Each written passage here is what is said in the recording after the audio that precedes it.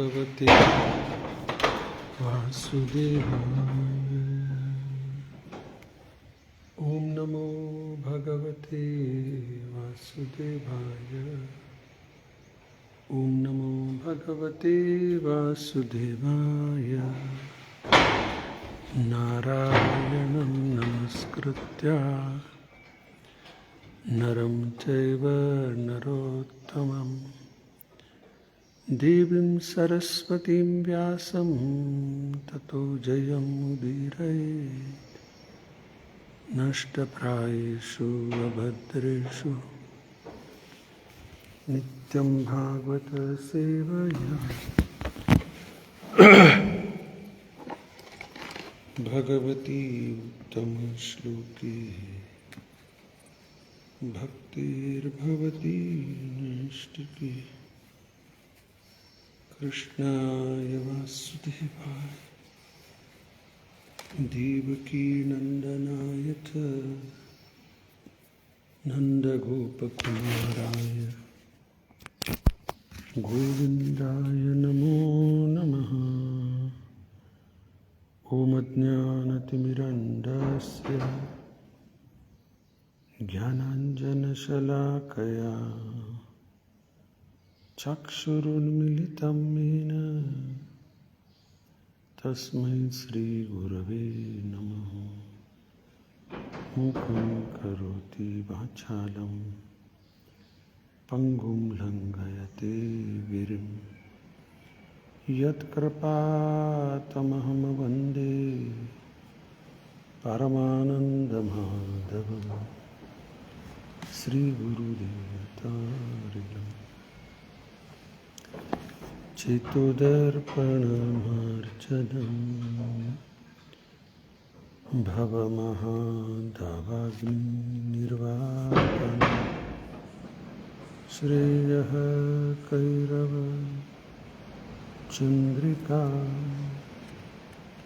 वितरणं विद्यावधूजीवनम् आनन्दाम्बुदीवर्धनं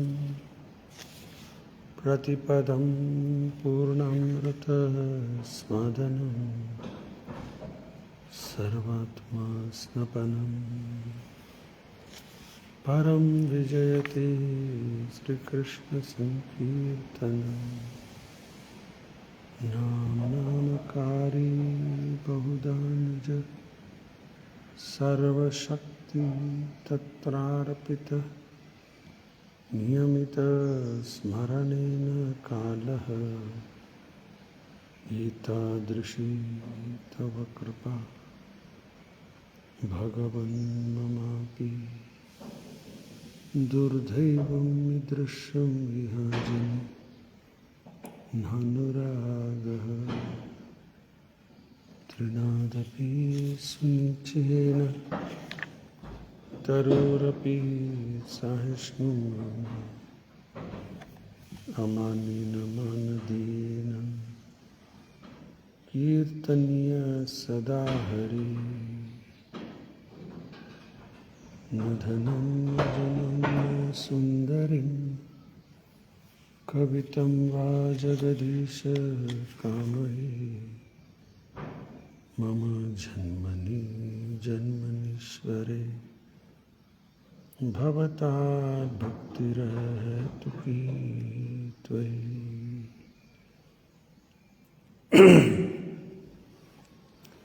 हे नन्दतनुजा किङ्करं पतितं मां विषमे भवाम्बुधौ। कृपया तव पादपङ्कज स्थितधूळि सदृशं विचिन्तये। नयनं गलदश्रुधारया वदनं गद्गदरुद्धया गिरा। पुलकैर्विचित्तं वपुः तव नाम ग्रहणे भविष्यति।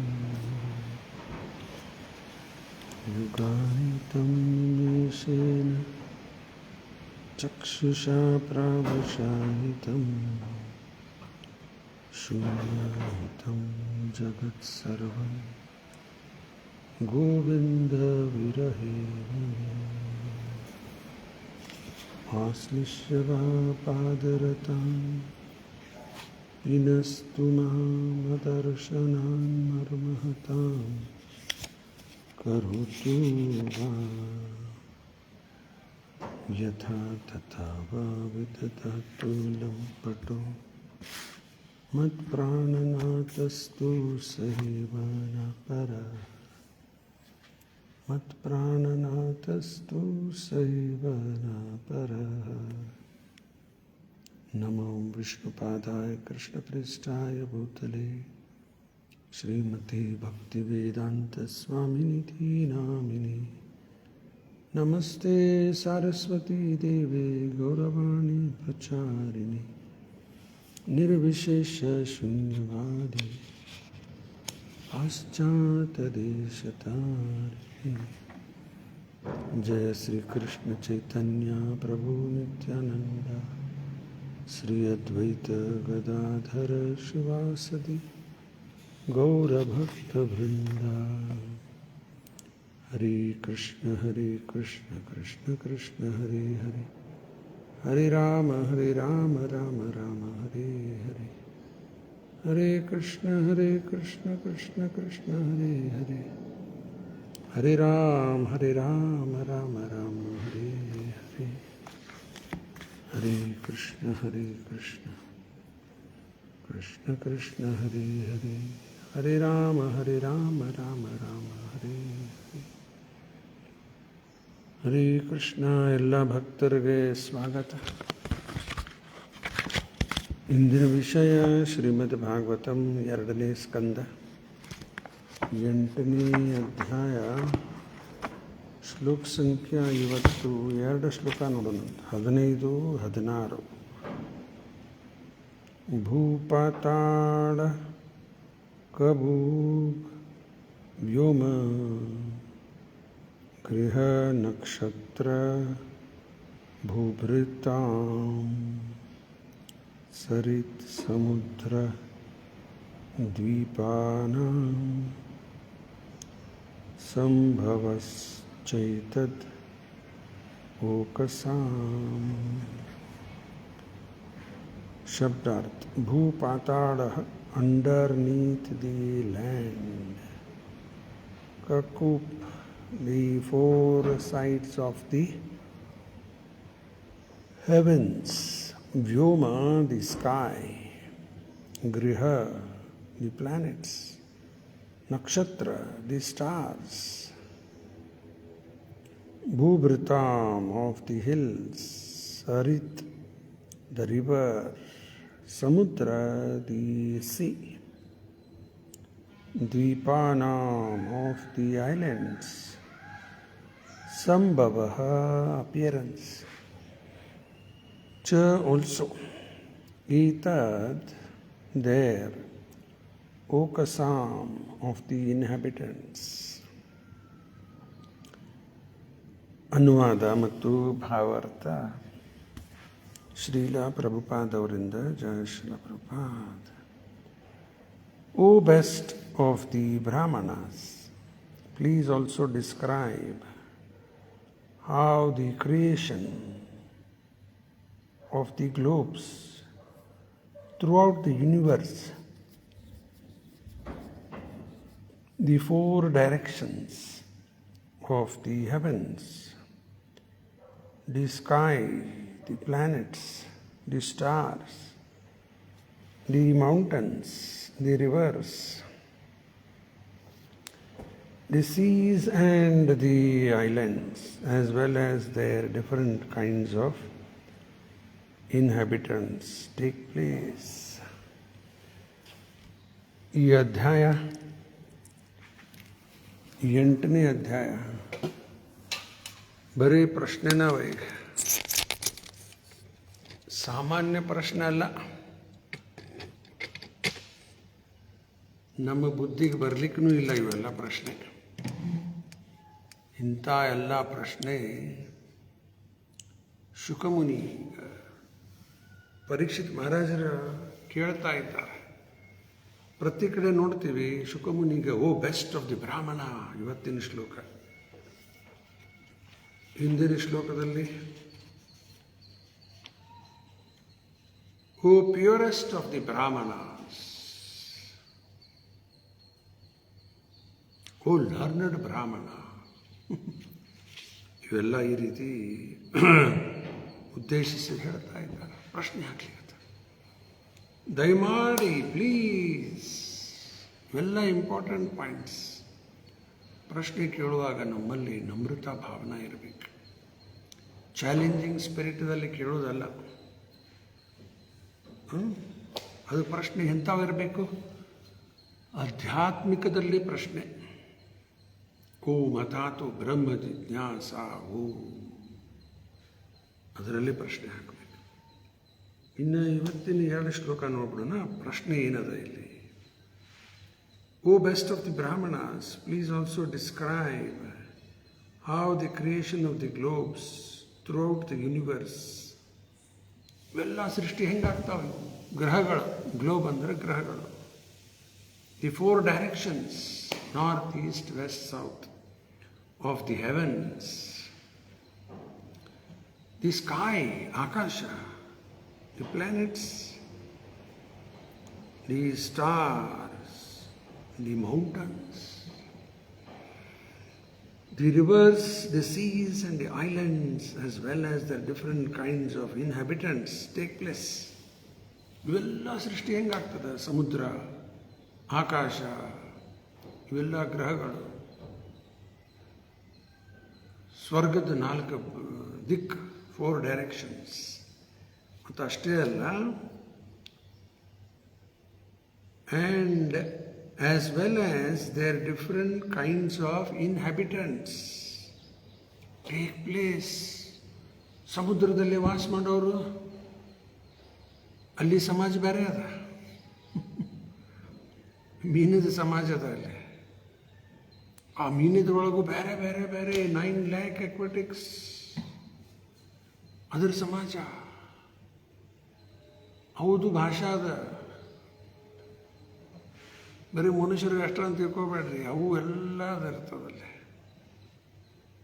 ಇವೆಲ್ಲ ಇನ್ಹ್ಯಾಬಿಟೆಂಟ್ಸ್ ಆಫ್ ದಿ ಸಿ, ಭೂಮಿ ಮೇಲೆ ಇರೋರು, ಪಶು ಪಕ್ಷಿ ಪ್ರಾಣಿ ಮನುಷ್ಯರು, ಸ್ವರ್ಗದಲ್ಲಿ ದೇವತೆಗಳು, ಇವರೆಲ್ಲ ಅಸ್ತಿತ್ವ ಹೆಂಗೆ ಬರ್ತದ ದಯಮಾಡಿ ತಿಳಿಸ್ರಿ ಅಂತ ಹೇಳಿ ಪರೀಕ್ಷಿತ ಶುಕಮುನಿಗೆ ಪ್ರಶ್ನೆ ಹಾಕ್ತಾ ಇದ್ದಾನೆ. ತಾತ್ಪರ್ಯ ನೋಡೋಣ ಒಂದು ಸ್ವಲ್ಪ ಅದ. The inhabitants of different varieties of land. ನಮಗೇನು ಗೊತ್ತದ ವೆರೈಟೀಸ್ ಆಫ್ ಲ್ಯಾಂಡ್? ಇಲ್ಲೇ ಓಡಾಡ್ತಿರ್ತೀವಲ್ಲ, ಭಾಳ ಅಂದರೆ ಇಲ್ಲೇ ಹುಬ್ಬಳ್ಳಿ ದಾಟಿ ಮತ್ತು ಸ್ವಲ್ಪ ಅಲ್ಲಿ ಇಲ್ಲಿ ಹೋಗಿ ಅಡ್ಡಾಡೋದು. ಭಾಳ ಅಂದರೆ ಇಡೀ ಒಂದು ರಾಜ್ಯ, ಅದು ದೇಶ ಎಷ್ಟು ಅಡ್ಡಾಡೋದು. ಕೆಲವರು ಬೇರೆ ಬೇರೆ ದೇಶಕ್ಕೂ ಅಡ್ಡಾಡ್ತಾರೆ. ಅದಕ್ಕೆ ಎಷ್ಟು ಥರದ್ದು varieties of land etcetera are differently situated and not all of them are equal in all respects. ನಮ್ಮ ದೇಶದಲ್ಲೇ ತಗೋರಿ, ಕೇರಳ ಒಳಗೆ ಹೋದ್ರೆ ಅಲ್ಲಿಯೂ ಥರ ಜನ ಬೇರೆ, ಆಂಧ್ರ, ತೆಲಂಗಾಣ, ತಮಿಳುನಾಡು, ಕರ್ನಾಟಕ, ಮಹಾರಾಷ್ಟ್ರ, ಒಂದೊಂದು ಕಡೆ ಹೋದ್ರೆ ಒಂದೊಂದು ಸಂಸ್ಕೃತಿ. ಮಧ್ಯಪ್ರದೇಶ, ಉತ್ತರ ಪ್ರದೇಶ, ಒರಿಸ್ಸಾ, ರಾಜಸ್ಥಾನ್, ಗುಜರಾತ್, ಪಂಜಾಬ್, ವೆಸ್ಟ್ ಬೆಂಗಾಲ್, ದಿಲ್ಲಿ, ಜಮ್ಮು ಕಾಶ್ಮೀರ, ಬಿಹಾರ, ಒಂದೊಂದು ಕಡೆ ಹೋದ್ರು ಒಂದೊಂದು ಥರದ ಜನ, ಅವ್ರದ್ದು ಸಂಸ್ಕೃತಿ, ಕಲ್ಚರ್. ಇದು ಒಂದು ನಮ್ಮ ದೇಶ ಆಯಿತು. ಇನ್ನು ಬೇರೆ ಎಲ್ಲ ಕಂಟ್ರೀಸ್ ಅವೆಲ್ಲ ಅಮೇರಿಕಾ, ಆಫ್ರಿಕಾ, ಆಸ್ಟ್ರೇಲಿಯಾ. ಆಫ್ರಿಕಾದಾಗ ಇವತ್ತೂ ಇದ್ದಾರೆ ಅಲ್ಲಿ ಕ್ಯಾನಿಬಲ್ಸ್. ಕ್ಯಾನಿಬಲ್ಸ್ ಅಂದ್ರೆ ಏನವರು? ಒಂದು ವಯಸ್ಸಾಗುತ್ತನ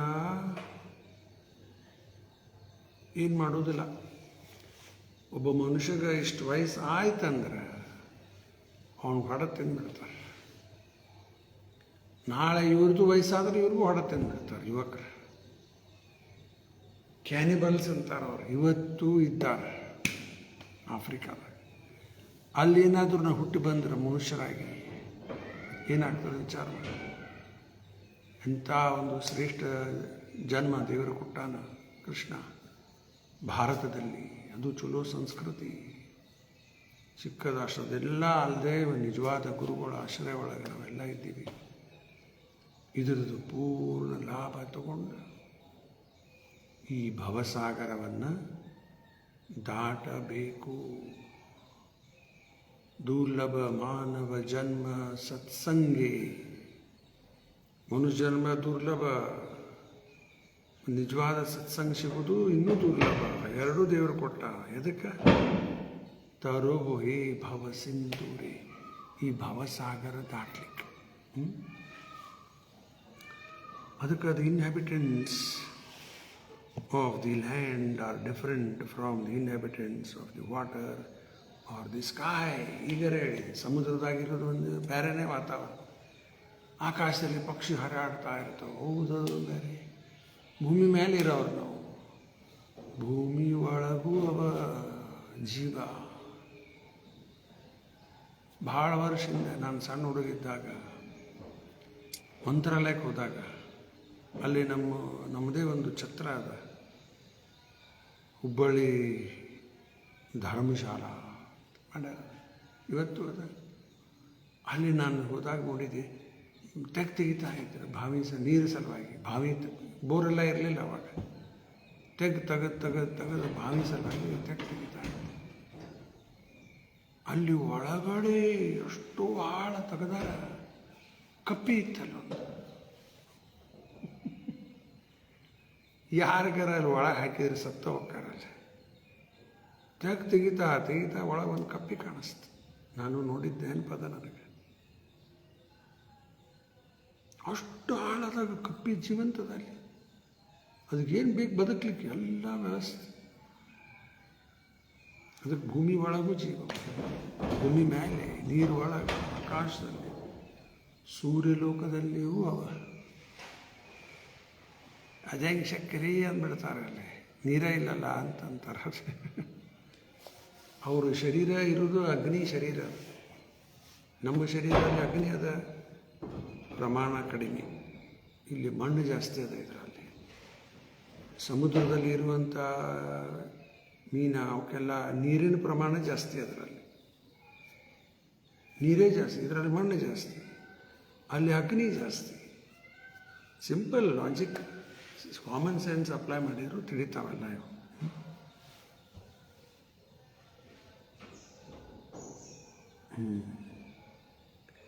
By the laws of the God, of the Lord, no place is vacant.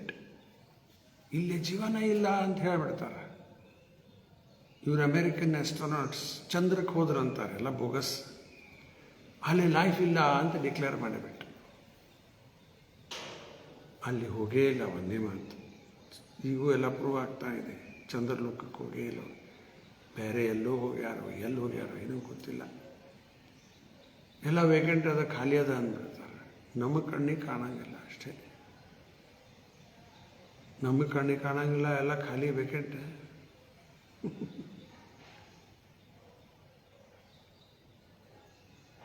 ಈಗ ಯಾರ ಸತ್ತ ಮೇಲೆ ಯಮದೂತರು ಬರ್ತಾರೆ, ಆ ಜೀವನ ಎಳ್ಕೊಂಡು ಹೋಯ್ತಾರೆ. ಏನ್ರಿ ಎಲ್ಲದಾರ ಯಮದೂತರು, ನೋಡೇ ಇಲ್ಲ ಅಂದ್ಬಿಡ್ತಾರೆ. ಅದು ಸಾಯವರಿಗೆ ಮಾತ್ರ ಕಾಣಿಸ್ತದ, ಈ ಕಣ್ಣಿಂದ ಕಾಣೋದಿಲ್ಲ. ಸೂಕ್ಷ್ಮ ಶರೀರದ ಕಣ್ಣಿಂದ ಕಾಣ್ತದೆ. ಆ ಸಾಯವನಿಗ ತನ್ನ ಜಡ ಶರೀರದಿಂದ ಸೂಕ್ಷ್ಮ ಶರೀರ ಹೊರಗೆ ಬರ್ತದೆ. ಆ ಸೂಕ್ಷ್ಮ ಶರೀರದಿಂದ ಕಾಣಿಸ್ತದೆ. ಯಾಕಂದ್ರೆ ಅವರು ಶರೀರ ಇರೋದೇ ಸೂಕ್ಷ್ಮ ಶರೀರ. ಯಾರದು? ಯಮದೂತರು. ಇಂಥ ಶರೀರದಿಂದ ಬರುವುದಿಲ್ಲ ಅವರು, ಸೂಕ್ಷ್ಮ ಶರೀರದ ಸಟಲ್ ಬಾಡಿ. ಆ ಸಟಲ್ ಬಾಡಿನೇ ಎಳ್ಕೊಂಡು ಹೋಯ್ತಾರೆ ಜೀವತ್ ಸೂಕ್ಷ್ಮ ಶರೀರ, ಮನಸ್ಸು, ಬುದ್ಧಿ, ಅಹಂಕಾರ. ಈಗ ಪ್ರೇತ ಭೂತ ಅಂತಾರೆ, ಎಲ್ಲಿ ಯಾರಿಗೆ ಕಾಣಿಸ್ತಾವೆ? ಅದು ಒಂದು ಶರೀರ ಅದ, ಮನಸ್ಬುದ್ಧಿ ಅಹಂಕಾರ. ಯಮದೂತರು ಅದೇ ರೀತಿ,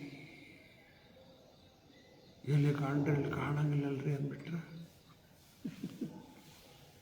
ನಮ್ಮ ಕಣ್ಣಿಗೆ ಕಾಣಂಗಿಲ್ಲ, ನಮ್ಮ ಕಣ್ಣಿಗೆ ಕಾಣಂಗಿಲ್ಲ ಅಂದ್ಕೂಡ ಎಲ್ಲ ಖಾಲಿ ವೇಕೆಂಟ್, ರಾಂಗ್ ಕನ್ಕ್ಲೂಷನ್ಸ್ ಇವೆಲ್ಲ. But the creation of one particular place are different from those of other places.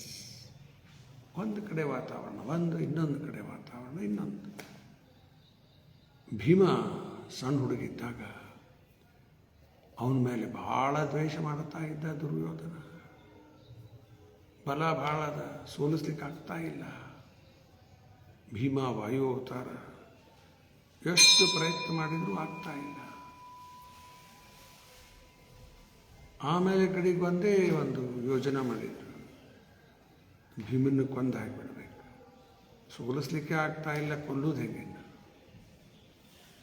ಭೀಮಿಗೆ ಹೆಂಗೂ ತಿನ್ನೋದು ಭಾಳ ಅದ ಇಂಟ್ರೆಸ್ಟ್. ಬ್ರಿಕೋದರ ಚಲೋ ಪದಾರ್ಥ ತಯಾರು ಮಾಡಿ ಅದರಲ್ಲಿ ವಿಷ ಹಾಕಿ ಪಾಯ್ಸನ್ ಭೀಮಿಗೆ ತಿನ್ನಿಸ್ಬಿಟ್ರೆ ಭೀಮ ಸತ್ತೋಗ್ಬಿಡ್ತಾನಂತ ಅವ್ರದ್ದು ಕಲ್ಪನಾ. ವಿಷ ಎಲ್ಲ ಹಾಕಿ ಕೊಟ್ಟರು ಭೀಮಿಗೆ. ಭೀಮಿಗೆ ಮೊದಲೇ ತಿನ್ನೋದು ಇಂಟ್ರೆಸ್ಟ್ ಭಾಳ ಅದ.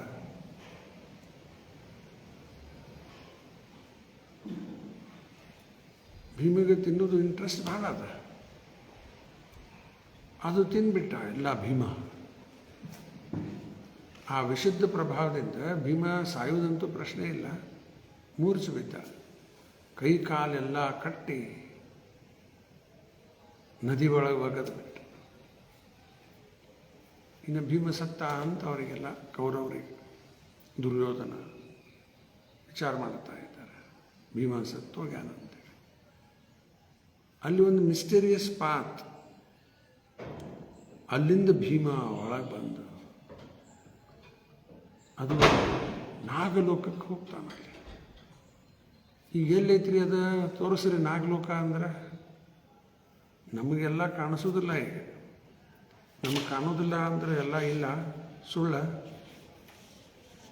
ಯಾವುದು ನಮ್ಮ ಕಣ್ಣಿಗೆ ಕಾಣಂಗಿಲ್ಲ, ಕೇಳಿ ತಿಳ್ಕೋಬೇಕು. ಭಾಳದ ಈ ಸೃಷ್ಟಿ. ಏನು ನೋಡೀವಿ ನಾವು? ಎಲ್ಲೋ ಇಲ್ಲೇ ಒಂದು ಸ್ವಲ್ಪ ಅಡ್ಡಾಡ್ತಿರ್ತೀವಿ ಅಷ್ಟೇ. ಎಲ್ಲೆಲ್ಲಿ ಏನೇನದ ಏನು ಗೊತ್ತೇ ಇಲ್ಲ. ಶಾಸ್ತ್ರದಲ್ಲಿ ಎಲ್ಲ ಅದ್ರ ಬಗ್ಗೆ ವರ್ಣನೆ ಅದ, ಅದನ್ನು ನಾವು ಕೇಳಿ ತಿಳ್ಕೋಬೇಕು. ಆಮೇಲೆ ಹೇಳಲಿಕ್ಕತ್ತಾರಲ್ಲಿ, even in the human society, the inhabitants of the jungles or the deserts are different from those of the cities and villages. ಇವತ್ತು ಜಂಗಲ್ದಲ್ಲಿ ವಾಸ ಮಾಡೋರು ಇದ್ದಾರಲ್ರಿ, ನಮಗೆ ಹೋಗಿರ್ಲಿಕ್ಕೆ ಆಗ್ತದ? ಓಡೇ ಬಂದ್ಬಿಡ್ತೇವೆ ನಾವು. ಅವರಲ್ಲೇ ಇದ್ದಾರೆ. ಋಷಿಮುನಿಗಳು ಎಲ್ಲ ಹಿಮಾಲಯದಲ್ಲಿ ಇವತ್ತು ತಪಸ್ಸು ಮಾಡ್ಕೋತ ಕೂತಾರೆ. ಮರುಭೂಮಿ, ಡೆಸರ್ಟ್ ಅಂತಾರೆ, ಅಲ್ಲೂ ಜನ ಇದ್ದಾರೆ. ಅಲ್ಲಿಯವರಿಗೆ ನಮಗೆ ಫರಕ್ ಅನಿಸ್ತತಿಲ್ಲ. ನಾವು ಊರಾಗಿರೋರು, ಅವರೆಲ್ಲ ಅಲ್ಲಿರೋರು, ಅವ್ರಿಗೆ ನಮ್ಮದು ಅವ್ರ ಸಂಸ್ಕೃತಿ, ಅವರಿದು ಎಲ್ಲ ವ್ಯತ್ಯಾಸ. ಅದೇ ಹೇಳಲಿಕ್ಕತ್ತಾರೆ ಇಲ್ಲಿ. They are so made according to different qualities of modes of nature. ಈ ಮೂರು ಗುಣ, ಸತ್ವಗುಣ, ರಜೋಗುಣ, ತಮಗುಣ, ಆ ಗುಣದ ತಕ್ಕ ಜನ ಆ ರೀತಿ ಆಗಿಬಿಡ್ತಾರೆ. ಸತ್ವಗುಣದಲ್ಲಿದ್ದವರೇ ಇದಕ್ಕೆಲ್ಲ ಆಕರ್ಷಕ ಆಗ್ತಾರೆ. ಭಾಗವತ, ಗೀತಾ. ಇನ್ನು ರಜೋಗುಣ, ತಮಗುಣ ಇದ್ದವರು ಎಲ್ಲ ಗೀತೆಯಲ್ಲಿ ಕೊಟ್ಟಾನ ಕೃಷ್ಣ. ಸತ್ವಗುಣದಲ್ಲಿದ್ದವರು ಕೆಲವರೆಲ್ಲ ದೇವತೆಗಳ ಪೂಜೆ ಮಾಡ್ತಾರೆ. ರಜೋಗುಣದಲ್ಲಿದ್ದವರು ರಾಕ್ಷಸರ ಪೂಜೆ ಮಾಡೋರಿದ್ದಾರೆ, ರಾಕ್ಷಸರ ಪೂಜೆ ಮಾಡ್ತಾರೆ. ಇನ್ನು ತಮ್ಮ ಗುಣದಲ್ಲಿದ್ದವರು ಭೂತ, ಪಿಶಾಚ, ಅವನ್ನೆಲ್ಲ ಪೂಜೆ ಮಾಡ್ತಾರೆ. ಸತ್ತವ್ರದ್ದೇನೋ ಮಾಡ್ತಾರೆ. ಮತ್ತೇನದು? ಭೂತ ಪೂಜಾನೇ ಅದ. ಎಲ್ಲ ಏನೇನೋ ಮಾಡಿರ್ತಾರ ಸತ್ತವ್ರು, ಎಲ್ಲ ಭೂತ ಪೂಜಾನೇ ಅದ. ಮತ್ತು ಆ ಜನಕ್ಕೆ ಅದೇ ಬರೋಬ್ಬರ. ಯಾಕೆ? ತಮ್ಮ ಗುಣದಲ್ಲಿ ಇದ್ದ. ರಜೋಗುಣದಲ್ಲಿದ್ದವರು ರಾಕ್ಷಸರಿಗೆ, ಅವ್ರಿಗೆಲ್ಲ ಪೂಜಿಸ್ತಾರೆ. ಅಥವಾ ಯಾರೋ ಮನುಷ್ಯಗೆ ಭಾರಿ ದೊಡ್ಡ ಶ್ರೀಮಂತ ಅಂದ್ರೆ ಅವ್ನು ಪೂಜಿಸ್ಲಿಕ್ಕೆ ಬಿಡ್ತಾರೆ. ಕೇಳಿರಲಿಲ್ಲ ಎಲ್ಲ ದೊಡ್ಡ ದೊಡ್ಡ ದೊಡ್ಡ ವ್ಯಕ್ತಿದು ಪೂಜೆ ಮಾಡ್ಲಿಕ್ಕೆ. ಫಿಲಿಮ್ ಸ್ಟಾರ್ ಅವ್ರದ್ದು ಅಭಿಷೇಕ ಮಾಡ್ತಾರೆ, ಅಷ್ಟರ್ಗೆ ಅಭಿಷೇಕ ಮಾಡಿಬಿಡ್ತಾರೆ. ಇವೆಲ್ಲ ರಜೋಗುಣದಲ್ಲಿದ್ದ ಜನ ಇರೋದು. ಮತ್ತು ಸತ್ವಗುಣದಲ್ಲಿದ್ದವರು ದೇವತೆಗಳ ಪೂಜೆ ಮಾಡ್ತಾರೆ. ಸತ್ವಗುಣದಲ್ಲೇ ಇನ್ನೂ ಜಾಸ್ತಿ ಶುದ್ಧ ಇದ್ದವರು ಇದಕ್ಕೆ ಬರ್ತಾರೆ. ಭಾಗವತ, ಗೀತಾ ಇವು ನಿಮ್ಗೆ ಆಕರ್ಷಣೆ ಯಾಕೆ ಆಗ್ಲಿಕ್ಕತ್ತದ? ಇದು ಸತ್ವಗುಣ ನಿಮ್ಮಲ್ಲಿ ಜಾಸ್ತಿ ಇದ್ದಿದ್ದಕ್ಕೆ ಇವು ಆಕರ್ಷಣೆ ಆಗ್ಲಿಕ್ಕತ್ತದ. ಅದೇ ನಿಮ್ಮ ಬೇರೆ ಯಾರು ಟ್ರೈ ಮಾಡಿ ನೋಡ್ರಿ, ಇಲ್ಲ ಅಂದ್ಬಿಡ್ತಾರೆ. ಅವ್ರು ಅದೇ ಚಲೋ ಕಾಣ್ಲಿಕ್ಕತ್ತ ಬಿಡ್ತಾರೆ, ಅದೇ ಮಾಡ್ತಾ ಹೋಗ್ತಾರೆ. ಅದೇ ಆ ಗುಣದ ಪ್ರಕಾರ ಆ ರೀತಿ ಆಗಿಬಿಡ್ತಾರೆ ಅವರು. So, adjustment by the laws of nature is not blind. There is a great plan behind the arrangement. ಇವೆಲ್ಲ ಯಾಕೆ ಈ ರೀತಿ ಮಾಡ್ಯಾರ? ಅದರಿಂದ ಒಂದು ಕಾರಣ ಅದ ಅನ್ಲಿಕ್ಕತ್ತಾರೆ, ಪ್ಲ್ಯಾನ್ ಅದ. ಈಗ ಉದಾಹರಣೆ, ಶಾಸ್ತ್ರದಲ್ಲೇ ಕೆಲವು ಕಡೆ ಹೇಳಲಿಕ್ಕತ್ತಾರೆ, ಇದನ್ನು ಮಾಡ್ರಿ ನಿಮಗೆ ಫಲ ಸಿಗ್ತದ ಅಂತ ಹೇಳ್ತಾರೆ. ಅದನ್ನು ನೋಡಿ ಆಕರ್ಷಣೆ ಆಗ್ತದಲ್ಲ, ಇದು ಮಾಡಿದರೆ ಇದು ಸಿಗ್ತದ ಅಂತೇಳಿ ಹಿಂಗಾರ ಬರ್ತಾರೆ ಕಡೆಗೆ. ಶಾಸ್ತ್ರ ಸ್ವೀಕಾರ ಮಾಡಬೇಡ, ಇದು ಪೂಜಾ ಮಾಡಿಸ್ರಿ, ಹೋಮ ಮಾಡಿಸ್ರಿ, ಇದು ಮಾಡಿರಿ, ಇದರಿಂದ ಇದು ಸಿಗ್ತದ ಫಲ ಮಾಡ್ಲಿಕ್ಕೆ ಬಿಡ್ತಾರೆ. ಆ್ಯಕ್ಚುಲಿ ಶಾಸ್ತ್ರದ ಉದ್ದೇಶ ಏನದ? ಫಲ ಪಡ್ಕೊಳ್ಳಿಕ್ಕಲ್ಲ. ಶಾಸ್ತ್ರ ಇರುವುದೇ ನಮಗೆ ಮೋಕ್ಷ ಪಡೀಲಿಕ್ಕೆ. ಇಲ್ಲಿ ಸಿಕ್ಕಿಬಿದ್ದೀವಿ, ಈಗ ನಾವು ಆತ್ಮ ಇದ್ದೀವಿ, ಇಲ್ಲಿಂದ ಬಿಡುಗಡೆ ಪಡಿಬೇಕು. ಅದರ ಸಲುವಾಗಿ ಇರೋದು ಶಾಸ್ತ್ರ. ಈ ಫಲ ಸಿಗ್ತದ, ಅದು ಸಿಗ್ತಂದ್ರೆ ಇನ್ನೂ ಬಂಧನದಲ್ಲಿ ಬೀಳೋದಲ್ಲ, ಇನ್ನೂ ಬಂಧನ, ಇನ್ನೂ ಬಂಧನ, ಇನ್ನೂ ಬಂಧನ. ಈ ಒಮ್ಮಿಗ್ಲೇ ಮೋಕ್ಷ ಬಗ್ಗೆ ಹೇಳಿದರೆ ಇಂಟ್ರೆಸ್ಟ್ ಬರೋಂಗಿಲ್ಲ. ಅದಕ್ಕೆ ಇದು ಹೇಳಿದ ಕೂಡ ಮಾಡ್ರಿ ಅಂದ್ಬಿಡ್ತಾರೆ. ಈಗ ಅದಕ್ಕೊಂದು ಉದಾಹರಣೆ ಕೊಡ್ತೀನಿ. ಈಗ ಚಿಕ್ಕ ಮಕ್ಕಳು ಇರ್ತಾರೆ ಮನೆಯಲ್ಲಿ, ಅವರಿಗೆ ಔಷಧಿ ಹಾಕ್ಲಿಕ್ಕೆ ಹೋದ್ರೆ ಬಾಯಾಗ ತಗೋತಾವ, ವಲ್ ವಲ್ ವಲ್ ವಲ್ ಅಂತ ಎಷ್ಟು ಪ್ರಯತ್ನ ಮಾಡ್ತಾಳೆ ಅಮ್ಮ ಬಾಯಾಗ ಔಷಧಿ ಹಾಕ್ಲಿಕ್ಕೆ, ತಯಾರಿಲ್ಲೇ ಇಲ್ಲ. ಕಡೆಗೆ ಅಮ್ಮ ಏನು ಮಾಡ್ತಾಳ, ಒಂದು ಬಟ್ಟದಲ್ಲಿ ಜೇನುತುಪ್ಪ ಹಚ್ತಾಳೆ, ಅದು ತೊಟ್ಟಿಗೆ ನಾಲ್ಗಿಗೆ ಹಚ್ಚಿಬಿಡ್ತಾಳೆ. ಸುಯ್ಯದಲ್ಲ, ಬಾಯಾಗ ಔಷಧಿ ಹಾಕಿಬಿಟ್ಟು. ಈಗ ಮೊದಲಿನ ಮಂದಿ ಮಾಡ್ತಿದ್ರು ಇವೆಲ್ಲ. ಈಗ ಕೆಲವು ಟ್ಯಾಬ್ಲೆಟ್ ಮೇಲೆ ಶುಗರ್ ಹಾಕಿಬಿಟ್ಟಿರ್ತಾರೆ, ಮೇಲೆ ಸಿಹಿ ಇರ್ತದೆ, ಶುಗರ್ ಕೋಟೆಡ್. ಈಗ ಅದು ಹುಡುಗರು ಕೊಟ್ಟುಕೊಳ್ಳೆ ಸುಸಿ ಅದಲ್ಲ ಕೂಡ ತೊಗೊಂಡ್ಬಿಡ್ತಾರೆ, ಒಳಗೆ ಹೋಗ್ಬಿಡ್ತದೆ. ಒಳಗಿರೋದು ಕೈನೇ ಅದ, ಮೇಲೆ ಶುಗರ್ ಕೋಟ್ ಅಷ್ಟೇ ಮಾಡ್ಯಾರ. ತೊಗೊಂಡು ಕೂಡ ಸಿಸಿ ಹತ್ತು ನೀರು ಕುಡಿದು ಬಿಟ್ಟರೆ ಹೋಯ್ತು, ಒಳಗೆ ಹೋಗಿ ಅದು ಕೆಲಸ ಮಾಡ್ತದೆ. ಈಗ ಅದರಂಗೆ ವ್ಯಾಸರು ಇದು ಎಲ್ಲ ಶುಗರ್ ಕೋಟ್ ಮಾಡಿದ್ರಿ ಅವನು. ಇದು ಮಾಡಿರಿ ನಿಮಗೆ ಫಲ ಸಿಗ್ತದೆ, ಇದು ಮಾಡಿರಿ ಫಲ ಸಿಗ್ತದೆ. ಇವಕ್ಕೆಲ್ಲ ಜನ ಆಕರ್ಷಣೆ ಆಗ್ಲಿಕ್ಕೆ ಅಂತ ಬಿಡ್ತಾರೆ. ಆಮೇಲೆ ಕ್ರಮೇಣಾಗಿ ತಿಳಿತದೆ, ಶಾಸ್ತ್ರ ಕಡೆ ಓದ್ತಾರೆ, ಏನು ಸಿಕ್ಕರು ಎಲ್ಲ ಪರ್ಮನೆಂಟ್ ಅದ, ಏನು ಪಡ್ಕೊಂಡ್ರು ಎಲ್ಲ ಟೆಂಪ್ರರಿ. ಹಿರಣ್ಯಕಶಿಪು 3 ಲೋಕದ ರಾಜ ಆದ, ಕಡಿಕೇನಾಯ್ತು, ನರಸಿಂಹದೇವರು ಬಂದು ಮುಗಿದೋಯ್ತು, ಒಂದು ಕ್ಷಣಕ್ಕೆಲ್ಲ ಸ್ವಚ್ಛ ಆಗಿಬಿಡುತ್ತೆ. ಅದಕ್ಕೆ ಇವತ್ತು ಏನೇ ಪಡ್ಕೊಳ್ಳಿ, ಇವತ್ತು ಸ್ಥಾನ ಮಾನ ಅದು ಎಲ್ಲ ಏನೆಲ್ಲ ಅಪೇಕ್ಷೆ ಮಾಡ್ತಿರ್ತಾರೆ ಮನುಷ್ಯ, ಸಿಕ್ಕರು ಎಲ್ಲ ಟೆಂಪ್ರರಿ ಅದ. ಇದು ಶಾಸ್ತ್ರ ಓದಿ ಭಕ್ತರ ಸಂಘ ಮಾಡಿ ಎಲ್ಲ ಅರ್ಥ ಆಗ್ಲಿಕ್ಕೆ ಅಂತ ಆಮೇಲೆ ನಮ್ಮ ಮನಸ್ಸಿನಲ್ಲಿ ಪರಿವರ್ತನೆ ಆಗ್ತದೆ. ಇವೆಲ್ಲ ಯಾಕೆ ಬಿಡಬೇಕಪ್ಪ, ಎಲ್ಲ ಮತ್ತಷ್ಟು ಸಿಕ್ಕು ಬೀಳೋದು ಇಲ್ಲೇ ಬಂಧನದಾಗ. ಏನು ಬಿಡಬೇಕೀಗ? ಇಲ್ಲಿಂದ ನಾವು ಬಿಡುಗಡೆ ಪಡಿಬೇಕು. ನಾವು ಆತ್ಮ ಇದ್ದೀವಿ, ಇಲ್ಲಿಂದ ಬಿಡುಗಡೆ ಪಡೆದ ಅಲ್ಲಿ ಹೋಗ್ಬೇಕು. ಅದು ಕೃಷ್ಣನ ಲೋಕ. ನಾವು ಅಲ್ಲಿ ಹೋಗಿ ಸೇರ್ಲಿಕ್ಕೆ ಬರ್ತದೆ. ಅಲ್ಲಿ ಏನಾದರೂ ಆಗ್ಬೋದು, ನೀರಾಗ್ಬೋದು, ಗಿಡ ಆಗ್ಬೋದು, ಪಕ್ಷಿ ಆಗ್ಬೋದು, ಹುಲ್ಲಾಗ್ಬೋದು, ಒಂದು ಹೂವು ಆಗ್ಬೋದು, ಆಕಳಾಗ್ಬೋದು. ಅಲ್ಲಿ ಏನು ನಮ್ಮದು ಇರ್ತದೆ ಅಲ್ಲಿ ಹೋಗ್ಬಿಡ್ತೀವಿ. ಅಲ್ಲಿ ಏನು ಹೋದರೂ ಎಲ್ಲ ಶುದ್ಧ ಭಕ್ತರು, ಆಧ್ಯಾತ್ಮಿಕ ಲೋಕ. ಅಲ್ಲಿ ಹೋಗೋದೇ ನಮ್ಮ ಜೀವನದ ವೇದದ ಮುಖ್ಯ ಲಕ್ಷ್ಯ ಅದೇ ಅದ. ಭಗವಂತನ ಬಗ್ಗೆ ತಿಳ್ಕೋಬೇಕು, ನಾವು ಯಾರಿದ್ದೀವೋ ಅದನ್ನು ತಿಳ್ಕೋಬೇಕು. ಇಲ್ಲಿಂದ ಬಿಡುಗಡೆ ಪಡಿಲಿಕ್ಕೆ ಇರೋದು ವೇದ. ಅದಕ್ಕೆ ಇವನ್ನೆಲ್ಲ ಒಮ್ಮಿಗ್ಲೇ ಹೇಳಿದ ಕೂಡಲೇ ಕ್ಯಾಚ್ ಆಗೋದಿಲ್ಲ. ಸ್ವಲ್ಪ ಹಿಂಗೆ ಇದು ಎಲ್ಲ ಮಾಡಿ ಜನ ಇದಕ್ಕರ ಆಕರ್ಷಕ ಆಗ್ತಾರೆ, ದೇವಸ್ಥಾನಕ್ಕೆ ಬರ್ಲಿಕ್ಕೆ ಶುರು ಮಾಡ್ತಾರೆ, ಕಾಯಿ ಒಡಿಸೋದು, ವಾದ ಪೂಜಾ ಎಲ್ಲ ನಡೀತಾ ಇರ್ತಾವೆ. ಮಾಡಲಿ, ಹಿಂಗಾರ ಬಂತು ಭಕ್ತಿಯೊಳಗೆ ಬೆಳಿಲಿಕ್ಕತ್ತ, ಕಡಿಕೆ ಓದ್ಲಿಕ್ಕೆ ಶುರು ಮಾಡ್ತಾರೆ, ಶಾಸ್ತ್ರ ತಿಳ್ಕೊಳ್ಳಿಕ್ಕತ್ತ, ಆಮೇಲೆ ತಿಳಿಲಿಕ್ಕತ್ತ ಬಿಡುತ್ತೆ. ಈಗ 16ನೇ ಶ್ಲೋಕ ನೋಡೋಣ.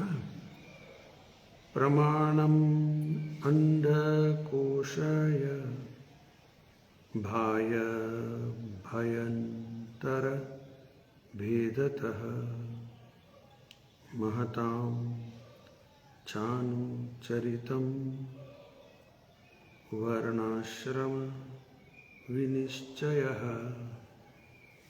ಇವೆಲ್ಲ ಏನು ಓದ್ಲಿಕ್ಕತ್ತೀವಿ ಈಗ 8ನೇ ಅಧ್ಯಾಯ, ಬರೀ ಪರೀಕ್ಷಿತ್ ಮಹಾರಾಜನ ಪ್ರಶ್ನೆ ಅವ ಇವು. ಪ್ರಶ್ನೆ ಕೇಳಲಿಕ್ಕೂ ಬುದ್ಧಿ ಬೇಕಲ್ಲ. ಪ್ರಶ್ನೆ ಕೇಳಲಿಕ್ಕೆ ಬುದ್ಧಿ ಇದ್ರೆ ಬುದ್ಧಿಗೆ ಪ್ರಶ್ನೆ ಕೇಳ್ಬೋದು. ಮತ್ತು ಪ್ರಶ್ನೆ ಕೇಳಂಗಿಲ್ಲ ಅಂದ್ರೆ ಎರಡು ಅರ್ಥ. ಪ್ರಶ್ನೆ ಯಾರು ಕೇಳೋದಿಲ್ಲ? ಒಂದು ಬುದ್ಧಿ ಇಲ್ಲದವರಿಗೂ ಪ್ರಶ್ನೆ ಕೇಳಲಿಕ್ಕೆ ಬರಂಗಿಲ್ಲ. ಇಲ್ಲ ಅಂದ್ರೆ ಎಲ್ಲ ತಿಳ್ಕೊಂಡ್ಬಿಟ್ಟಾರ, ಅವ್ರಿಗೆ ಪ್ರಶ್ನೆನೇ ಇಲ್ಲ. ನಾವು ಎದ್ರಾಗ ಬರ್ತೀವಿ, ಎಲ್ಲ ತಿಳ್ಕೊಂಡ್ಬಿಟ್ಟಿವಿ. ಪ್ರಶ್ನೆ ಹಾಕ್ಲಿಕ್ಕೆ ಬರ್ತಾ ಇಲ್ಲ ಅಂದ್ರೆ ನಮ್ಮ ಬುದ್ಧಿ ಕಡಿಮೆ ಅದ. ಪರೀಕ್ಷಿತು ಎಂತೆಂಥ ಪ್ರಶ್ನೆ ಹಾಕ್ಲಿಕ್ಕತ್ತಾರ, ನಮ್ಮ ಬುದ್ಧಿಗೆ ಹೊಳಿಲಿಕ್ಕಿಲ್ಲ ಅವು. ಅಂಥ ಎಲ್ಲ ಪ್ರಶ್ನೆ ಕೇಳ್ತಾ ಇದ್ದಾರೆ. ಅರ್ಜುನ ಪರೀಕ್ಷಿತನ ಅಜ್ಜ. ಗೀತೆಯಲ್ಲೆಲ್ಲ ಪ್ರಶ್ನೆ ಬರ್ತದಲ್ಲ, ಅರ್ಜುನ ಕೃಷ್ಣಗೆ ಪ್ರಶ್ನೆ ಹಾಕಿತ್ತು. ಅವ್ರು ನೋಡಿ ಇವತ್ತಿಗೂ ನಾವು ಚರ್ಚೆ ಮಾಡ್ಲಿಕ್ಕತ್ತೀವಿ. ಅದು ಅರ್ಜುನನ ಪ್ರಶ್ನೆ ಅಲ್ಲ, ಅದು ನಮ್ಮ ಪ್ರಶ್ನೆ. ಅವು ನಮಗೂ ಗೊತ್ತಿಲ್ಲ, ಸುಮ್ಮನೆ ಹಂಗೆ ಜೀವನ ಮಾಡ್ಕೋತ ಹೋಗೋದು. ಹಿಂಗೆ ಕಳೆದೀವಿ, ಎಷ್ಟೋ ಜನ್ಮ ಕಳೆದೀವಿ, ವ್ಯರ್ಥ ಕಳೆದು ಬಿಟ್ಟಿವಿ. ಈಗೇನೋ ಪ್ರಭುಪಾದರ ಕೃಪೆಯಿಂದ ಕಣ್ಣು ತೆಗಿಲಿಕ್ಕತ್ತೀವಿ, ಏನೋ ಓದ್ಲಿಕ್ಕತ್ತೀವಿ, ಕೇಳಲಿಕ್ಕತ್ತೀವಿ, ತಿಳ್ಕೊಳ್ಳಿಕ್ಕತ್ತೀವಿ. ಸಣ್ಣಾಗಿ ಶುರು ಆಯ್ತು ಈಗ. ಇವತ್ತಿನ 16ನೇ ಶ್ಲೋಕದಲ್ಲಿ ಪರೀಕ್ಷಿತ ಏನು ಕೇಳ್ತಾ ಇದ್ದಾನೆ? Also please describe the inner and outer space of the universe by specific divisions, as well as the character and activities of the great souls, and also the characteristics of the different classifications of castes and orders of social life. ಇದು ಒಂದು ಬ್ರಹ್ಮಾಂಡ. ಅಂಡ ಅಂದ್ರೆ ತತ್ತಿನ. ನೋಡಿ, ಶಾಸ್ತ್ರದಲ್ಲಿ ಮೊದಲೇ ಹೇಳ್ಯಾರ ಅಂಡ ಬ್ರಹ್ಮಾಂಡ. ಇದು ಭೂಗೋಳ ಅಂತದ. ಇದಕ್ಕೆ ಭೂಮಿಗೇನಂತಾರ? ಭೂಗೋಳ. ರೌಂಡ ಅದನ್ನ ಇಲ್ಲ. ನಮ್ಮ ಶಾಸ್ತ್ರದಲ್ಲೇ ಮೊದಲೇ ಇದನ್ನೆಲ್ಲ ಹೇಳಿಬಿಟ್ಟಾರ. ವೇದದಲ್ಲಿ ಎಲ್ಲ ಸ್ವಚ್ಛತೆ. ವೆಸ್ಟರ್ನರ್ಸ್ ಆ ಕಡೆಯವರು, ಅವರೆಲ್ಲ ಭೂಮಿ ಹೆಂಗದ ವಿಚಾರ ಮಾಡ್ಲಿಕ್ಕತ್ತಿದ್ರು. ಹಿಂಗೆ ಟೇಬಲ್ ಇದ್ದಂಗೆ ಅದ ಅಂತ ವಿಚಾರ ಮಾಡ್ಲಿಕ್ಕತ್ರ ಅವ್ರು ಮೊದಲು. ಅಂದ್ರೆ ಹಿಂಗೆ ಬಂದ್ರೆ ಇಲ್ಲಿ ಮುಂದೆ ತುದಿ ಬರಬೇಕಲ್ಲ, ಇಲ್ಲಿ ಬೀಳ್ಬೇಕಿಲ್ಲಿ. ಅವ್ರ ಟೇಬಲ್ ಗತಿ ಅದ ಅಂತ ಅವ್ರದ್ದು ಕಲ್ಪನಾ, ಪಾಶ್ಚಾತ್ಯ ದೇಶದವರು. ಆಮೇಲೆ ಯಾವಾಗ ಅವ್ರಿಗೂ ತಿಳಿತ ರೌಂಡ್ ಅದ, ಜಹಾಜದಲ್ಲಿ ಹೊಂಟ್ರವ್ರು, ಶಿಪ್ ಅದ್ರಾಗ ಹೊರಟ್ರು. ಹೋಗ್ತಾ ಹೋಗ್ತಾ ಹೋಗ್ತಾ ಎಲ್ಲಿಂದ ಶುರು ಮಾಡಿದ್ರೆ ವಾಪಸ್ ಅಲ್ಲೇ ಬಂದ್ರು. ಆವಾಗ ತಿಳಿತು ಇದು ಭೂಮಿ ರೌಂಡ್ ಅದ. ಅಲ್ಲಿವರೆಗೂ ಏನು ವಿಚಾರ ಮಾಡತ್ತಿದ್ರೆ ಟೇಬಲ್ ಇದ್ದಂಗೆ ಅದ ಅಂತ ವಿಚಾರ ಮಾಡ. ಶಾಸ್ತ್ರದಲ್ಲಿ ಮೊದಲೇ ಹೇಳಿಬಿಟ್ಟಾರೆ. ಇವತ್ತು ಬೋರ್ ಹೊಡಿತಾರಲ್ಲ, ಎಷ್ಟು ತಾಸುಗಟ್ಟಲೆ ಮಷೀನ್ ಹಚ್ಚಿ.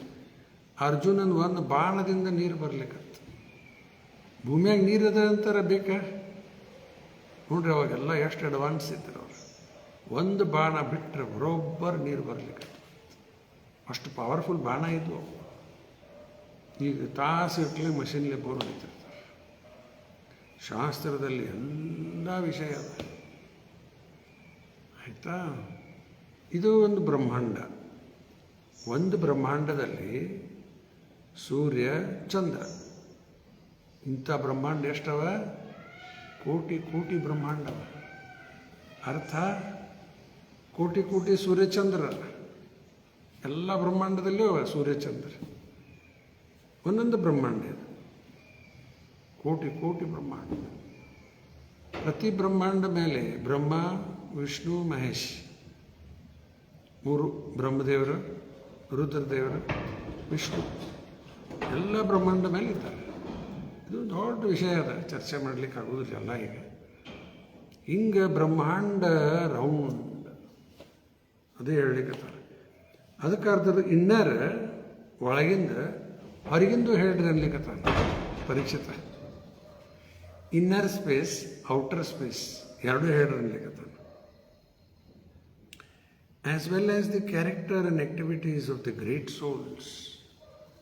ಯಾರು ಮಹಾತ್ಮ ಇದ್ದಾರ ಅವ್ರದ್ದು ಚರಿತ್ರ, ಕ್ಯಾರೆಕ್ಟರ್ ಹೆಂಗದ ಮತ್ತು ಅವ್ರು ಮಾಡೋ ಕಾರ್ಯ ಏನವ ಅವೆಲ್ಲ ಕೇಳಲಿಕ್ಕತ್ತಾನೆ.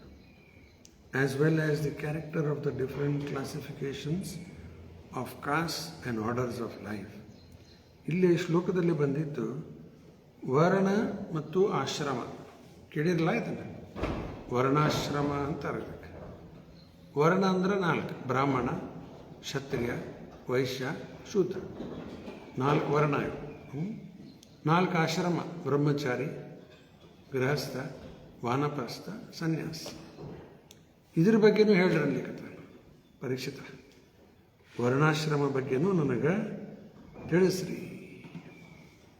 ಇನ್ನು ಪ್ರಭುಪಾದವರು ತಾತ್ಪರ್ಯದಲ್ಲಿ ಏನು ಹೇಳ್ತಾರೆ ನೋಡೋಣ. Maharaj Parikshit is a typical devotee of Lord Krishna, and as such he is anxious to know the complete significance of the creation of the Lord. ದೇವರು ದೊಡ್ಡವ, ಹೌದಲ್ರಿ? ಬರೀ ಎಲ್ಲರೂ ಇಷ್ಟೇ ಹೇಳ್ತಾರೆ, ಎಷ್ಟು ದೊಡ್ಡವ ಇದ್ದಾನ ಇಲ್ಲೆಲ್ಲ ತಿಳ್ಕೊಬೇಕು. ಅದಕ್ಕೆ ಓದಬೇಕು. ದೇವರು ದೊಡ್ಡವ, ದೇವರು ದೊಡ್ಡವ ಅಂತ ಇಷ್ಟೇ ಹೇಳಿಬಿಡ್ತಾರೆ.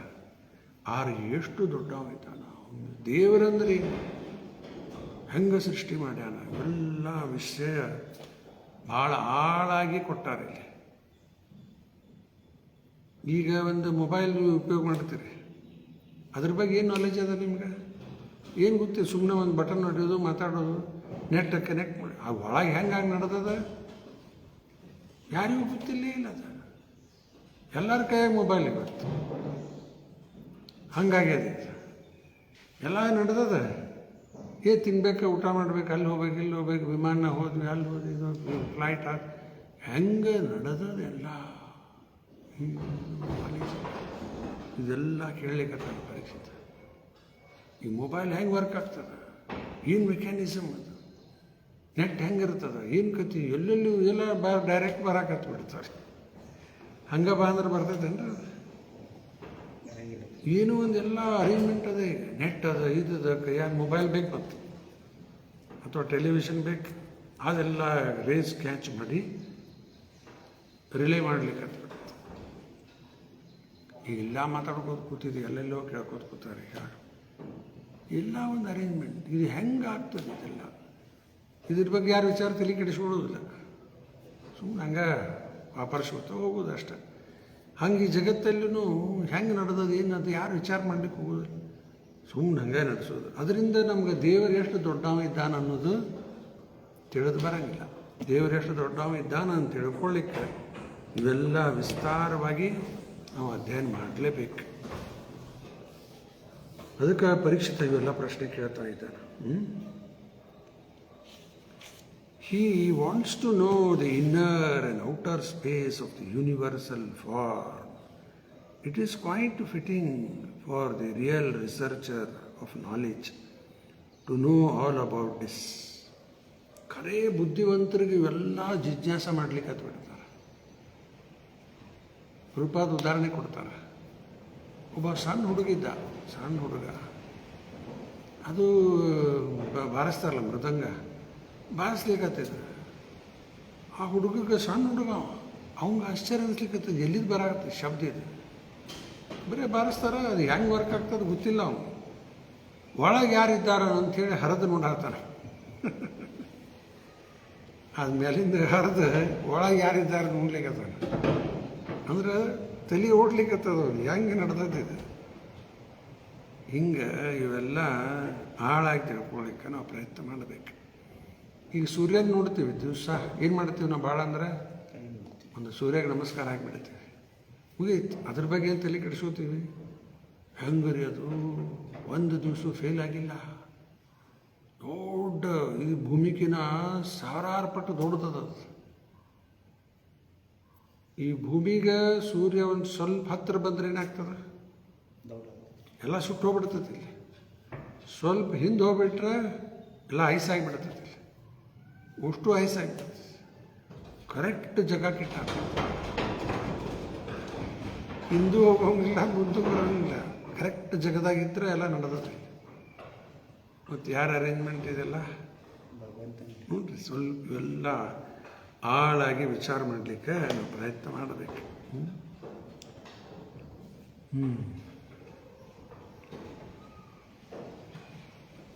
ಆಮೇಲೆ those who are of the opinion that the devotees of the Lord are satisfied with mere sentiments can find in the inquiries of Maharaj Parikshit good lessons as to how inquisitive are pure devotees.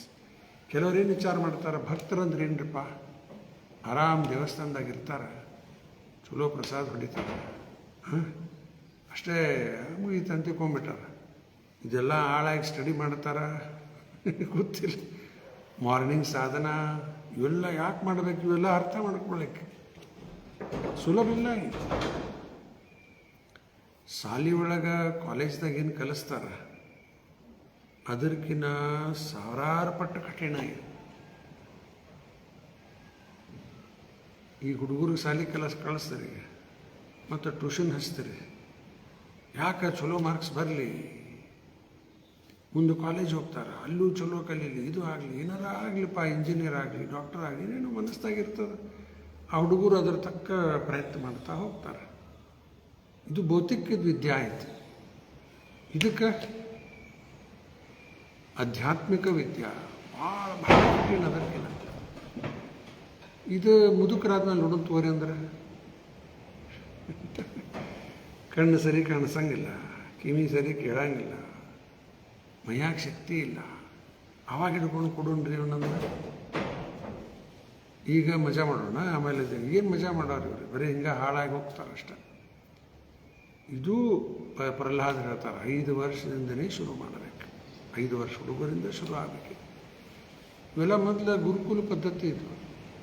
ಹುಡುಗರಿಗೆ ಗುರುಕುಲ ಕಳಿಸ್ತಿದ್ರಲ್ಲ, ಅಲ್ಲೇ ಎಲ್ಲ ಇದು ಗೀತಾ ಕಲಿಸ್ಬಿಡ್ತಿದ್ರು. ಎಲ್ಲ ಗೀತಾ ಅಲ್ಲೇ ಸ್ಕೂಲ್ದಾಗ ಹುಡುಗರಿಗೆ actually ಅಲ್ಲೇ ಕಲಿಬೇಕಿದ್ದೀನಿ ನಾವು. ಸಿಕ್ಕಿಲ್ಲ ಅಂತ ಚಾನ್ಸ್. ಕಾನ್ವೆಂಟ್ ಸ್ಕೂಲು ಆ ಸ್ಕೂಲಿಗೆ ಹೋಗಿ ಇದೆಲ್ಲ ಕಲೀಲಿಕ್ಕೆ ಆಗಲಿಲ್ಲ. ಮೊದಲೆಲ್ಲ ಶಾಲೆ ಒಳಗೆ ಕಲಿಸ್ಬಿಡ್ತಿದ್ರು ಗುರುಕುಲದಾಗ. ಇವು ಬ್ರಿಟಿಷರು ಬಂದು ಎಲ್ಲ ಹಾಳು ಮಾಡಿದರು. ನಮ್ಮ ಸಂಸ್ಕೃತಿ ಎಲ್ಲ ಹಾಳು ಮಾಡಲಿಕ್ಕೆ ಹುಡುಗರು ಹುಡುಗಿಯರ ಶಾಲೆ ಮಾಡಿಬಿಟ್ರು. ಕೋ ಎಜುಕೇಷನ್ ಅಲ್ಲೇ ಎಲ್ಲ ಹಾಳು ಮಾಡಲಿಕ್ಕೆ ಮಾಡ್ಯಾರ, ಮುದ್ದ ಮಾಡ್ಯಾರ ಅವರೆಲ್ಲ. ಇವತ್ತು ನಮ್ಮ ಸಂಸ್ಕೃತಿ ಹಾಳು ಮಾಡಲಿಕ್ಕೆ ಏನು ಮಾಡಬೇಕೆಲ್ಲ ನಡೆಸ್ಯಾರ. ನಮ್ಮ ದೇಶ ಹಾಳು ಮಾಡಲಿಕ್ಕೂ ನಡೆಸ್ಯಾರಿಲ್ರಿ. ದಿಲ್ಲಿ ಒಳಗೆಲ್ಲ ದಂಧೆ ನಡೆದಿದ್ದು ನೋಡ್ರಿ. ಅಲ್ಲಿ ಸುಮ್ಮನೆ ಸ್ಟೂಡೆಂಟ್ ಹೆಸರು ಹೇಳತ್ತಾರೆ. ಎಲ್ಲ ಕೆಟ್ಟ ಜನ ಆ್ಯಂಟಿ ನ್ಯಾಷನಲ್ ಕುಡ್ಯಾರಲ್ಲಿ, ದೇಶಕ್ಕೆ ವಿರುದ್ಧ ಮಾಡೋರು ಕುಡ್ಯಾರಲ್ಲೆಲ್ಲ. ಎಲ್ಲ ಹೊರ ಬೀಳ್ಲಿಕ್ಕತ್ತದ. ಬರೋಬ್ಬರ ತಗೋತಾರೆ ಅವಕ್ಕೆಲ್ಲ ಸ್ಟೆಪ್ಸ್. ಅಲ್ಲಿ ಮ್ಯಾಲೆ ಕೂತವ್ರೇನು ಹಗರಿಲ್ಲ ಅವರು. ಹಿಂಗೆ ನಮ್ಮ ಸಂಸ್ಕೃತಿ ಹಾಳು ಮಾಡಲಿಕ್ಕೆ ಅವೆಲ್ಲ ನಡೆಸಿಬಿಟ್ರು. ಮೊದಲಿಂದ ಮಾಡ್ಕೊತ ಬಂದರು. ಅದಕ್ಕೆ ಇವೆಲ್ಲ ನಾವು ತಿಳ್ಕೋಬೇಕು.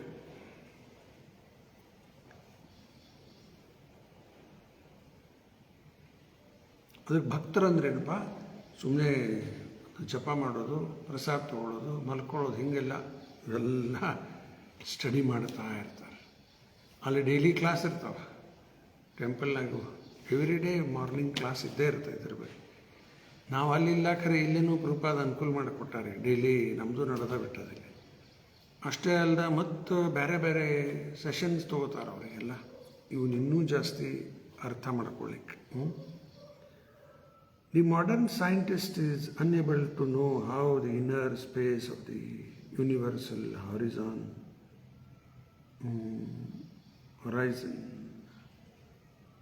and how to speak and what to speak of the space which covers the universe.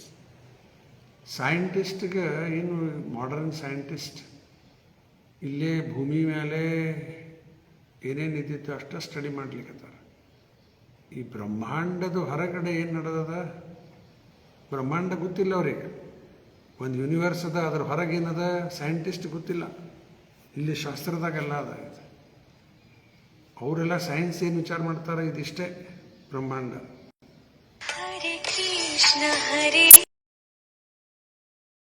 ಸೈನ್ಸಿಗೆ ಯಾವ ಇನ್ಫಾರ್ಮೇಷನ್ ಇಲ್ಲ. ಶಾಸ್ತ್ರದಲ್ಲೆಲ್ಲ ಬ್ರಹ್ಮಾಂಡದ ಹೊರಗಡೆ ಏನದ ಸ್ಪೇಸ್. ಇದು ಒಂದು ಬ್ರಹ್ಮಾಂಡದಾಗ ಇವರು ಸೈನ್ಸ್ ಏನೇನೋ ಕಳಿಸ್ತಾರೆ. ಇವು ಸ್ಪೇಸ್ ಶಿಪ್ ಅವೆಲ್ಲ ಕಳಿಸಿ ಏನೇನೋ ವಿಡಿಯೋ ಮಾಡೋದು, ಅದು ಮಾಡೋದು, ಏನೇನೋ ನಡೆಸ್ಯಾರೆ. ಆದರೆ ಈ ಬ್ರಹ್ಮಾಂಡ ಹೊರಗೆ ಎಲ್ಲಿ ಹೋಗ್ತಾರೆ? ಬ್ರಹ್ಮಾಂಡದ ತುದಿಗೆ ಹೋಗ್ಲಿಕ್ಕೂ ಆಗ್ತಾ ಇಲ್ಲ. ಶಾಸ್ತ್ರದಲ್ಲಿ ಎಲ್ಲ ಸ್ವರ್ಗ ಲೋಕ ಹಿಡ್ಕೊಂಡು ಮ್ಯಾಲಿಂದ ಯಾವ್ಯಾವ ಲೋಕವ, ಕೆಳಗೆ ಎಷ್ಟು ಲೋಕವ, ಎಲ್ಲ ವರ್ಣನೆ ಅದ. ಅದಕ್ಕೆ ಇದು 4 ವರ್ಣ ಮತ್ತು 4 ಆಶ್ರಮ. ಅದರ ಬಗ್ಗೆ ಒಂದು ಲಾಸ್ಟ್ ಪಾಯಿಂಟ್ ರೂಪಾದವರಲ್ಲಿ ತಾತ್ಪರ್ಯದಲ್ಲಿ ಬರೆದಾರೆ. 4 ವರ್ಣ ಯಾವ ಹೇಳಿದಲ್ಲ ಈಗಾಗಲೇ, ಬ್ರಾಹ್ಮಣ, ಕ್ಷತ್ರಿಯ, ವೈಶ್ಯ ಮತ್ತು ಶೂದ್ರ. ಬೇಕು 4 ಜನ ಬೇಕು. ಶರೀರ ಒಳಗೆ ತಲೆ, ಕೈ, ಹೊಟ್ಟೆ, ಕಾಲು ಎಲ್ಲನೂ ಬೇಕಾವಲ್ಲ. ಎಲ್ಲದಕ್ಕಿಂತ ಇಂಪಾರ್ಟೆಂಟ್ ಯಾವುದದ? ತಲೆ ಅಂದ್ರೆ ಬ್ರಾಹ್ಮಣಿಗೆ ಹೋಲಿಸ್ಲಿಕ್ಕತ್ತಾರ. ತಲೆ ಸರಿ ಇದ್ರೆ ಎಲ್ಲ ಕೆಲಸ ಮಾಡ್ಬೋದಲ್ಲ. ತಲೆನೇ ಸರಿ ಇಲ್ಲ ಅಂದರೆ ಕೈ ಕಾಲೆಲ್ಲ ಅವಾಗ ಏನು ಮಾಡಬೇಕು ಗೊತ್ತಾಗ್ತಾ ಇಲ್ಲ. ತಲೆ ಸರಿ ಇತ್ತು ಅಂದ್ರೆ ಕೆಲಸ ಆಗ್ತದೆ. ಇವತ್ತು ಸಮಾಜದಲ್ಲಿ ಏನಾಗಿಬಿಟ್ಟದ, ತಲೆನೇ ಇಲ್ದಂಗೆ ಆಗಿಬಿಟ್ಟದ. ಬ್ರಾಹ್ಮಣ ಅನ್ನೋರೇ ಇಲ್ಲ. ಇದೊಂದು ಜಾತಿ ಅಂತಲ್ಲ, ಇದು ವರ್ಣ ಅಂತಾರೆ. ಇದಕ್ಕೆ ಸತ್ಗುಣದಲ್ಲಿದ್ದವರು ಬ್ರಾಹ್ಮಣ. ಸತ್ಗುಣಕ್ಕೆ ಬಂದರೆ ಯಾರು ಬ್ರಾಹ್ಮಣ ಆಗ್ಬೋದು. ಈಗ ನಮ್ಮ ದೇವಸ್ಥಾನದಲ್ಲಿ ಎಲ್ಲಿಯವ್ರು ಯಾರ್ಯಾರಿದ್ದಾರೆ, ಅವರು ಜಾತಿಯಿಂದ ನೋಡಿದ್ರೆ ಏನೇನೋ ಇದ್ದಾರೆ. ಅದು ಯಾರು ಕೇಳೋದಿಲ್ಲ. ನಮ್ಮಲ್ಲಿ ಜಾತಿ ಕೇಳ್ಯಾರ ಯಾವಾಗಾರ? ಇಲ್ಲೇ ಇಲ್ಲ. ಅಲ್ಲಿ ಬ್ರಾಹ್ಮಣ ಆಗ್ಯಾರ ಇಲ್ರಿ. ನೋಡ್ರಿ, ಎಲ್ಲ ಡೈಲಿ ಅವ್ರದ್ದು ಸಾಧನ ಅವೆಲ್ಲ ನೋಡಿಬಿಟ್ರೆ ಚಲೋ ಸಾಧನ ಮಾಡ್ಬೋದು. ಹಂಗೆ ಬ್ರಾಹ್ಮಣಾಗ ತಲೆ ಬೋಲಿಸ್ತಾರೆ. ಭುಜಗಳಂದ್ರೆ ಕ್ಷತ್ರಿಯ, ಕೈ ರಕ್ಷಣೆಗೆ ಬೇಕಲ್ಲ ಇವು ಕ್ಷತ್ರಿಯರಿಗೆ.